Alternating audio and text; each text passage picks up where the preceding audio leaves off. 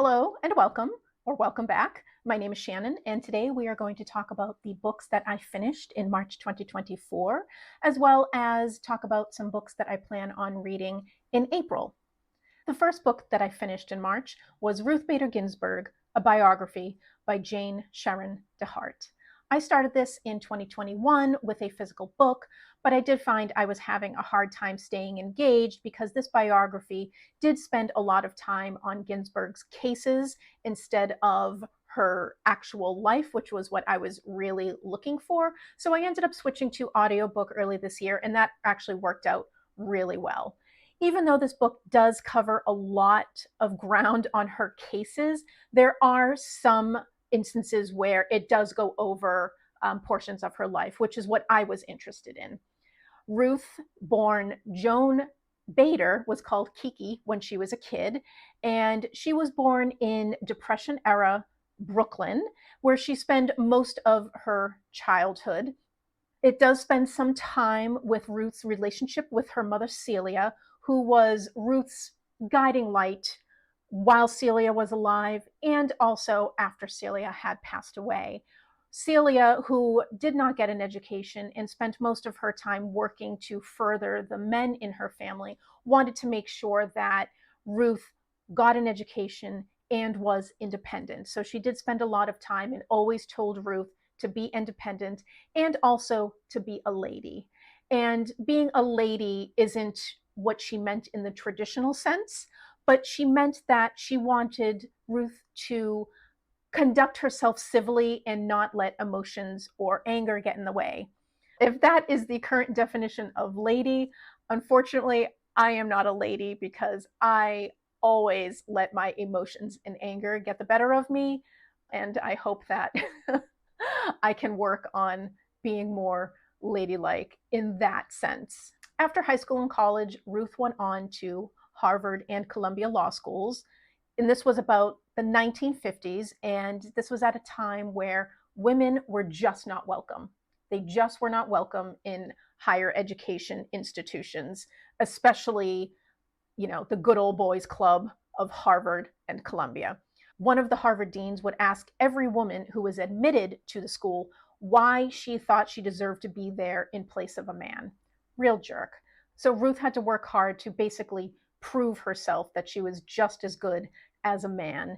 After graduation, despite being the top of her class, male or female, she actually couldn't even find a job after graduation. No law firm would hire her. And this was because not only was she a woman, by this time, she was also a mother and she was Jewish. And the law firms, not only did they not want women and mothers, they also had quotas with how many Jewish attorneys that these law firms would bring in. So she was discriminated against from day one, regardless of the fact that she was a top law student and broke all sorts of barriers in law school. She might have been one of the first females on the Harvard Law Review. She did end up clerking for a judge, and then she taught at Rutgers, and then she became the first tenured female at Columbia. She then went on to become the director of ACLU's Women's Rights Project, and I think she also was their general counsel for a while, and she argued huge anti-sex discrimination cases in front of the Supreme Court. And not just for women, she also argued on behalf of men. And one of her most famous cases was a case for a man who was being discriminated against because he wasn't able to get certain tax benefits that were given to widows, but he was a widower and needed this specific tax benefit, but he couldn't get it. She fought this case on behalf of him. She then went on to become a judge, and then finally, in her 60s, in 1993, she was nominated by Bill Clinton as the country's second female Supreme Court judge. Ginsburg really did so much at a time where women were just not respected. I think there's even a story when she was at the ACLU, she hired a lot of women, and she actually had these women bring their children into the office. And this was in the 70s. Women trying to work and raise their children and bring them into the office and having spaces for breastfeeding. It just did not happen in the 70s.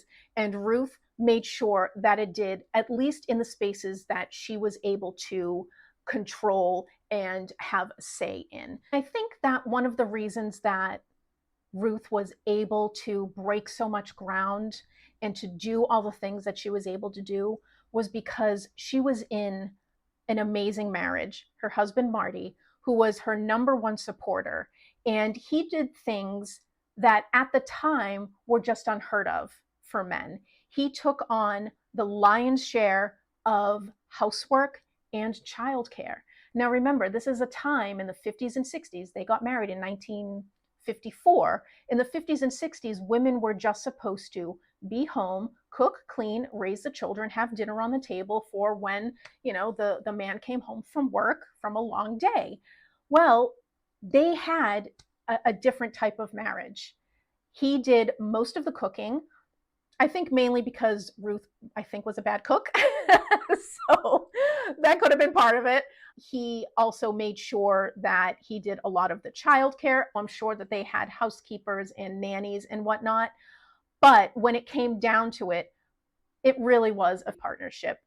There is a story where one of the children's schools kept calling and interrupting Ruth at work. So Ruth said to the principal, "This child does have another parent." And the principal said to her, "Well, we didn't want to interrupt your husband at work." And then Ruth said, "Well, why is it okay to interrupt me?" Needless to say, the principal, whenever calling about a child, would alternate between Marty and Ruth. I fully believe if Marty hadn't been on board with all of the things that Ruth was doing, all of the work that she was doing, and agreed to take on all of the work that needed to be done to raise a family, they both worked. They both raised the children.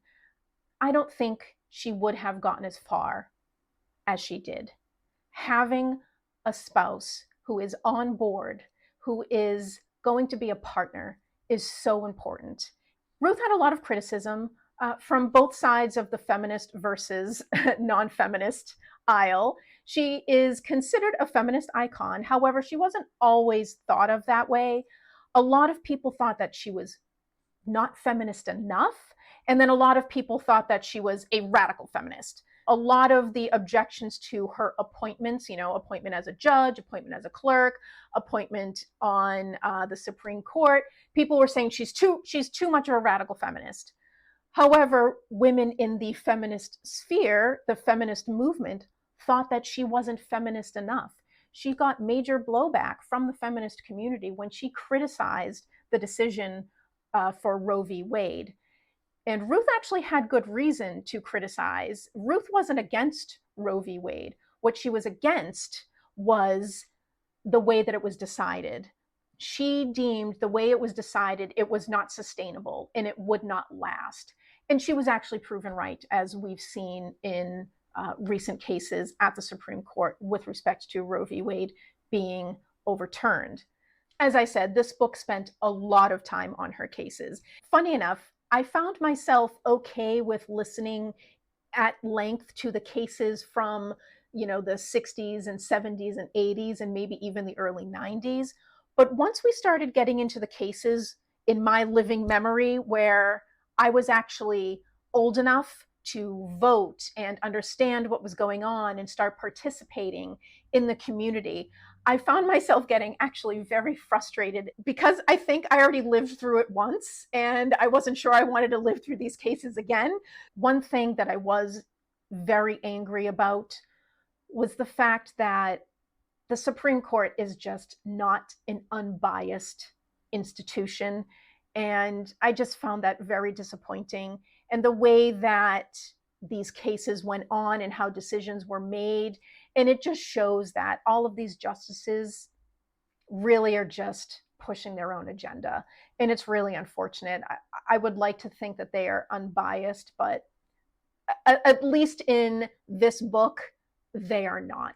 Ruth was actually considered ultra liberal on the court, which is kind of funny because going through all of her cases from, beginning to end, she's technically a moderate, technically a centrist. But the reason she ended up becoming or being perceived as an ultra left-wing liberal was because the court ended up leaning so far right that her moderate views actually looked leftist. I found that very, very interesting. Ginsburg believed that changes should be slow to allow people to sort of get on board with them. And she thought that justice should be wooed.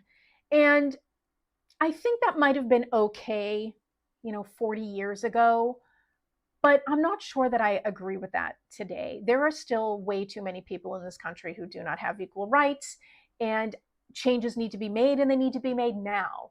Justice cannot be wooed at this point in time, in my opinion. So that's one of the things that I do disagree with Ginsburg on. She was very slow and measured and calm and wanted to make sure that things were put into place so that they would last. And I agree with that to a point. But today I feel like we're in a situation where things just need to be done, and we just can't wait. So all in all, I enjoyed the book. I'm glad I read it. I would like to know more about her and her life and things that she thought and said. So I did end up picking up My Own Words by Ruth Bader Ginsburg.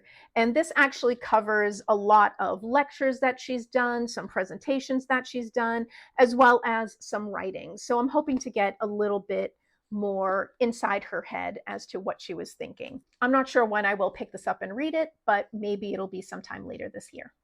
The next book that I finished in March was Angela's Ashes by Frank McCourt.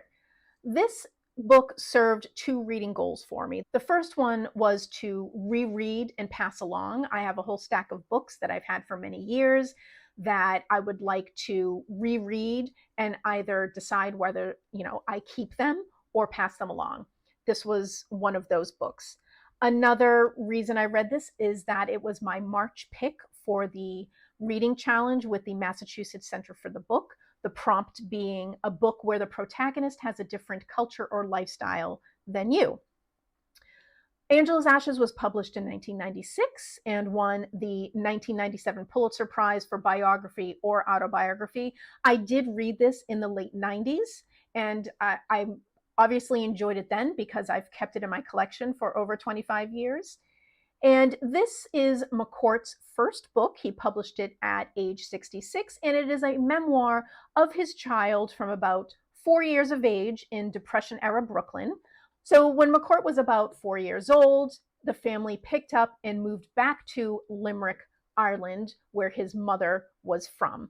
And they lived in the slums of Limerick, Ireland in the 1940s until McCourt was 19 years old and left Ireland to come back to the United States. This is told from McCourt's childhood perspective, his childhood self, and his childhood was full of severe poverty, an alcoholic father who drinks all of their money away and then eventually ends up abandoning them.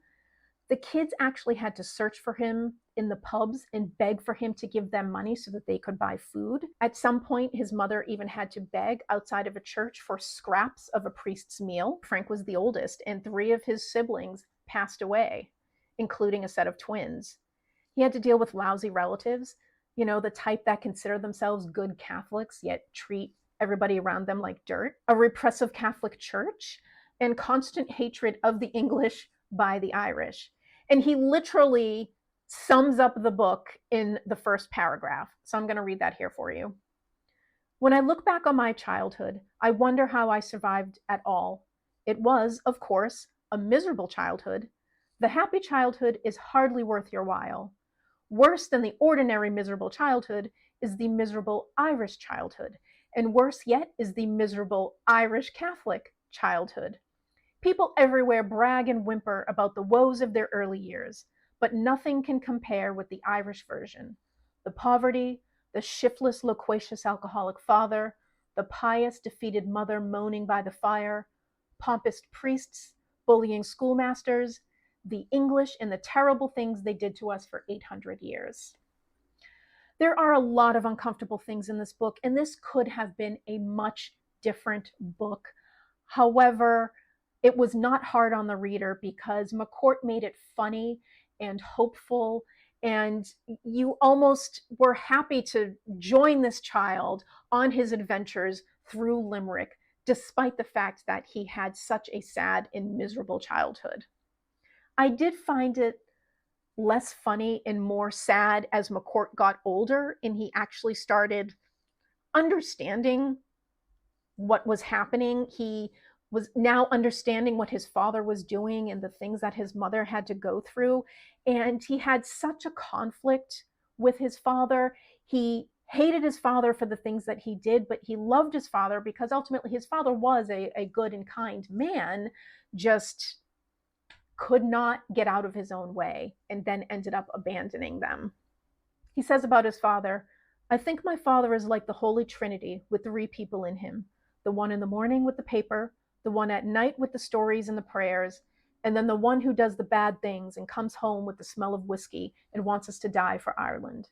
So really conflicting thoughts about his father. So I found that things were really funny when he was a kid and really didn't understand anything, but as he got older and became a teenager, it wasn't as funny anymore because it was actually really kind of sad. There was a little bit of blowback about this book. People from Limerick were none too happy with the way that McCourt portrayed Limerick in this book, and they were also none too happy with the way he portrayed his family and actually provided photos of his family looking well-fed and also pictures of the boys in Boy Scouts, which cost money. Remember, this is a memoir, not an autobiography. An autobiography is facts, whereas a memoir is that person's perception of things that happened. Now, McCourt probably perceived these things as the way he portrays them in the book. Did he embellish? Maybe, probably. I don't know. But you have to remember, this is not an autobiography. This is a memoir. And people's perceptions of the same thing are very, very different. Even though the book is named after his mother's name is Angela, I don't feel like this is a particularly flattering portrayal of his mother. Not that it was intended to be, but I almost feel like if you're going to name this book after your mother, I almost expected to have this image of a strong and resilient woman in my head, and that is not the case. I found myself very angry on her behalf with how her life turned out. She was in a really, really tough position at that period of time in the 40s, especially in Ireland. The Catholic Church ruled. Women had no rights. You weren't allowed to have birth control. You weren't allowed to have abortions. You weren't allowed to say no to your husband wanting sex. You were forced into doing things that you did not want to do. You weren't even allowed to get a job because your husband ruled the house and it looked bad upon him if you were working as a woman. It didn't matter that your husband was spending all the money and not buying any food for the children and not working. You were not allowed to work because it looked bad on him. So she was kept in poverty because of the way society was at that time, the way the Catholic Church was, still kind of is. And so she was in a miserable position. She couldn't do anything to get herself out of the poverty. And this is not entirely eradicated, okay? This still happens today in the 2020s, all right? Women are still kept in poverty because they are not allowed to make the choices about their bodies, about their sexual health, about making decisions to keep themselves out of poverty. There's a quote in here where one of Angela's friends is talking to her and they're talking about their husbands and how they met. And she says to Angela, "You're lucky, Mrs., that you saw a bit of the world. Oh God, I'd give anything to see New York. People dancing up and down Broadway without a care. No, I had to go and fall for a boozer with the charm, a champion pint drinker that had me up the pole and up the aisle when I was barely 17. I was ignorant. We grew up ignorant in Limerick. So we did, knowing feck all about anything. And we are mothers before we are women. We are mothers before we are women." To me, that was a really, really powerful quote. All in all, I did enjoy reading this. McCourt took a very serious and sad subject and made it easy on the reader to get through. Now that I've reread this and enjoyed it, I have to decide whether I'm going to keep or pass it along, and I've decided that I'm going to pass it along. I'm not sure that I'm going to wait another 20 years to read it again. And if I do, I'm sure that I can find it in a library, or I may actually listen to it via audio, because everyone that I've spoken to that's actually read this has also listened to it on audio. And Frank McCourt actually narrates it, and they said it's actually even funnier and more engaging listening to Frank McCourt narrate it. The last two books that I finished in March was two of the Laura Ingalls Wilder Little House on the Prairie books. I didn't read all of these in March. I actually finished the last two in March, and that is Little Town on the Prairie and These Happy Golden Years. I actually started rereading this series a couple years ago, and I'm now just finishing it. And I really did enjoy it. I'm not going to talk much about it now, because I do want to do a separate video on it, because I've just recently picked up Prairie Fires, The American Dreams of Laura Ingalls Wilder by Caroline Fraser. So I actually want to read this book and get a little bit more background on Laura and the Little House series before I do a separate video on it. I loved the Little House books when I was a kid, and I would read them constantly. So it really was fun going back and rereading these books. However, there actually were a couple of items that jumped out at me that were a little bit problematic that I don't remember from when I was a kid, and I probably wouldn't have understood it when I was a kid anyway. So I found that very interesting. There are a few minor problematic issues and then one really big one, and I will talk about that later. All right, now let's move on to my plans for April.